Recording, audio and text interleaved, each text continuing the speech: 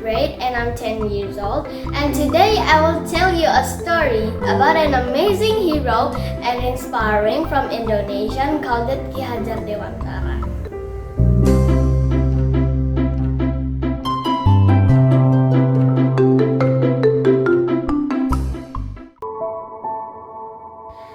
Ki Hajar Dewantara, also known as Raden Mas Soerdi Soedjaningrat, 1889 to 1959, was a writer, columnist, politician, and advocate of Indonesian independence from the Dutch colonial power.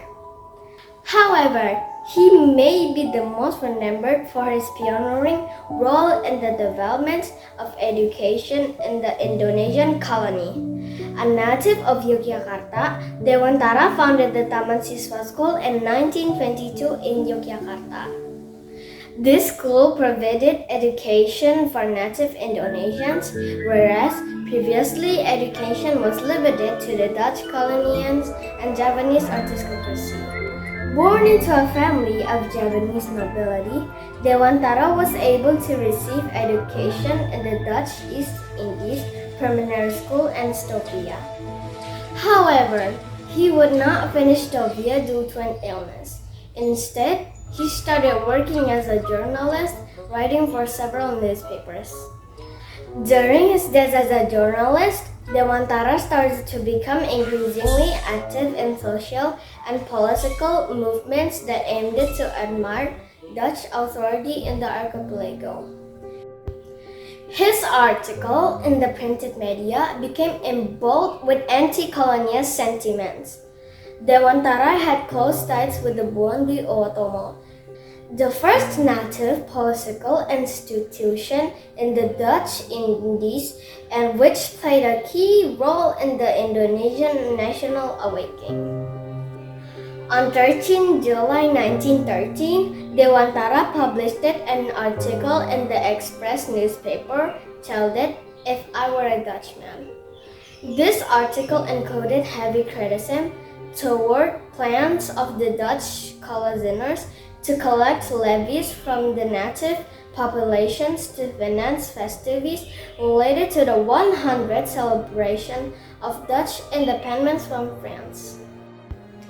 Dutch authorities will not allow such criticism and captured Dewantara together with his colleagues, Ernest de Westdekker and Cipto Mangunkusumo, and they were exiled to the Netherlands. The exile was also the result of their activities in the Indies Party, one of the first political organizations pioneering Indonesian nationalism in the colonial regime.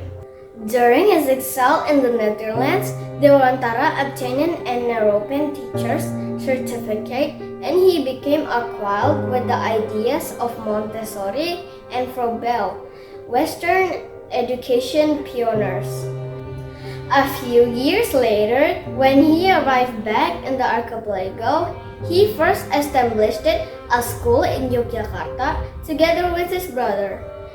Later, in 1922, he founded the Taman Siswa School. Prior to Taman Siswa, education in the archipelago was only open to the Dutch people and those natives that were part of the nobility, which included Dewantara.